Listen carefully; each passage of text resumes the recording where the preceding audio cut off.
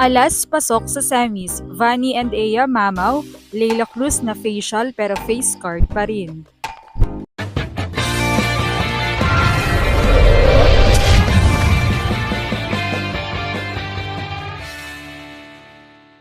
What's up, Volleyball Nation? Welcome back to my YouTube channel. Narito ako para magbigay sa inyo ng updates tungkol sa mundo ng volleyball.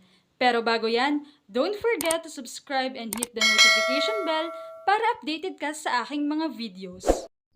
Nagpakitang gilas si Aya Laure upang pangunahan ng Alas Pilipinas Women sa isang dominant win kontra East Cola 25-17, 25-21 at 25-21 na naghatid sa kanila sa semifinals ng 2025 VTV Women's International Cup.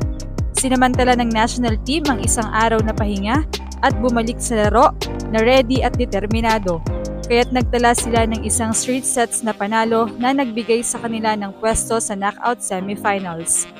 Susubukan nilang agawan ng trono ang defending champions na Coral Belka mula Russia mamaya sa ganap na 3:30 p.m.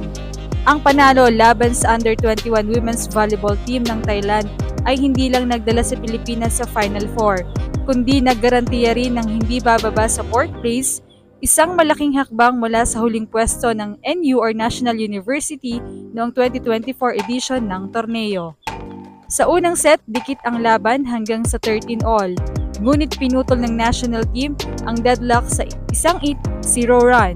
Hatid ng 5 sunod na palo ni Van Sickle at 3 error ng East Cola upang makuha ang 21-30 na abante at ang unang set mismo. Sa ikalawang set, bumawi ang Thailand mula sa 15-17 at nakuha ang 19-18 na kalamangan. Ngunit agad tumugon sina Brooke Van Sickle at Laure sa pamamagitan ng isang mabilis na 3-0 run para muling maibalik ang momentum sa Pilipinas. 21-19. Naitabla ni Yenny ang score sa 21-all sa pamamagitan ng sunod-sunod na atake.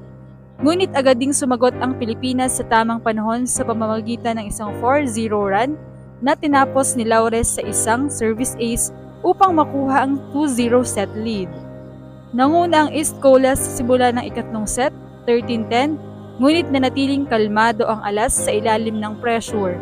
Isang matibay na 10-2 run, tampok ang isang soft tip and off-the-block hit mula kay Vanny Gundler, ang nagbigay sa Pilipinas ng 20-15 na kalamangan. Sinundan ito ng isang crucial block mula kay Maddie Madayag, isang ace ni Gundler at off-the-block hit ni Laure, bago ang service error ni Yenny ang nagtulak sa Pilipinas sa panalo at sa semifinals. Bukod sa pagkakapasok sa semifinals, ito rin ang nagbitbit sa Thailand sa classification phase para sa 5th to 9th place. Makakaharap ng East Cola ang Australia bukas sa ganap na 1 p.m. para simulan ang kanilang placement campaign. Samantala, highlight din ng game ang pagkaka-facial kay Leila Cruz na talagang halatang masakit at nilagyan kaagad ito ng yelo. Agad namang humingi ng sorry ang player from Thailand.